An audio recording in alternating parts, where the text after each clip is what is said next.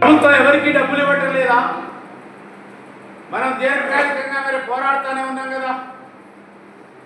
మన కనీసం 26,000 వేతనం కనీస వేతనం కావాలని కొట్లాడుతున్నాక 10 సంవత్సరాలుగా ధరలు పెరిగినాయి. ధరలకు అనుగుణంగా వేతనాలు పెరగాలి. 5 సంవత్సరాలకు ఒకసారి కూడా మీరు జీవోలు పెంచడం లేదు.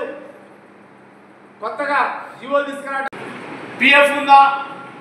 దీపోతే 60 సంవత్సరాలు పనిచేసిన తర్వాత కొడుకులు పెట్టినా పెట్టకుండా మన కాళ్ళ మీద నిలబడటానికి ఏమైనా పెన్షన్ ఉందా? పెన్షన్ లేదు, పిఎఫ్ లేదు, ఉద్యోగ భద్రత లేదు, 26,000 కనీస వేతనాలు లేదు.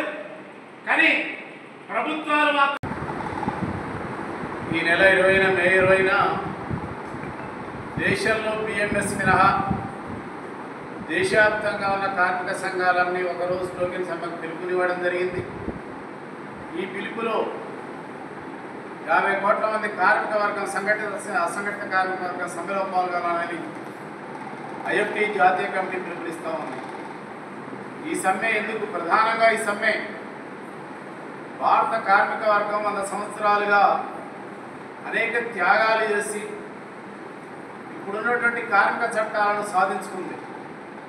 ఇప్పుడున్నటువంటి ఈ చట్టాలని మార్పు చేసి 4 కోళ్లుగా మార్చి పార్లమెంట్లో చేసి వాటిని అమలు చేయడానికి సిద్ధంగా ఉన్నటువంటి స్థితిలో ఆ అమలుని ఆపాలి, 4 లేబర్ కోడ్లను ఆపాలని, ప్రభుత్వ రంగ పరిశ్రమల ప్రైవేటీకరణ ఆపాలని, ఇవాళ కాంట్రాక్ట్ అవుట్సోర్సింగ్ కార్మికులకు 26,000 కనీస వేతనం ఇవ్వాలని, పిఎఫ్ ఈఎస్ఐ తదితర పెన్షన్ తదితర చట్టబద్ధ హక్కులు కావాలని, సమాన పనికి సమాన వేతనం ఇవ్వాలని తదితర డిమాండ్లతోటి ఇవాళ మే 20 సార్వత్రిక సమ్మె జరగబోతా ఉంది.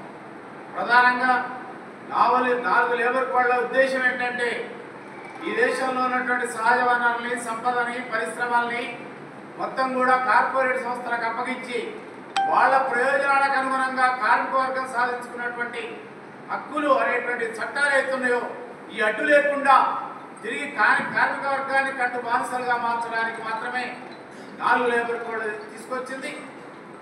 బీజేపీ దేశభక్తి, జాతీయత, స్వదేశీ ముసుగులో ఇవాళ బీజేపీ ప్రభుత్వం ఇవాళ భారతదేశ పరిశ్రమలన్నింటినీ కూడా విదేశీ స్వదేశీ సంస్థలకు అమ్మేస్తూ ఒక దళారీగా, బ్రోకర్గా, ఏజెంట్గా పనిచేస్తుంది. ఒక ప్రధానమంత్రిగా ఇవాళ ఈ దేశ కార్మికుల యొక్క ప్రయోజనాలను కాపాడే పరిస్థితి లేదు. అందుకే ఈ 4 లేబర్ కోడ్లను ఆపాలని, ప్రభుత్వ రంగ పరిశ్రమ ప్రైవేటీకరణ ఆపాలని, అదేవిధంగా అసంఘటిత రంగానికి 26,000 కనీస వేతనం ఉండాలని ఇవాళ కార్మిక వర్గం సమ్మె చేయబోతుంది. ఈ సమ్మెలో అసంఘటిత రంగం బీడీ కార్మికులు, అదేవిధంగా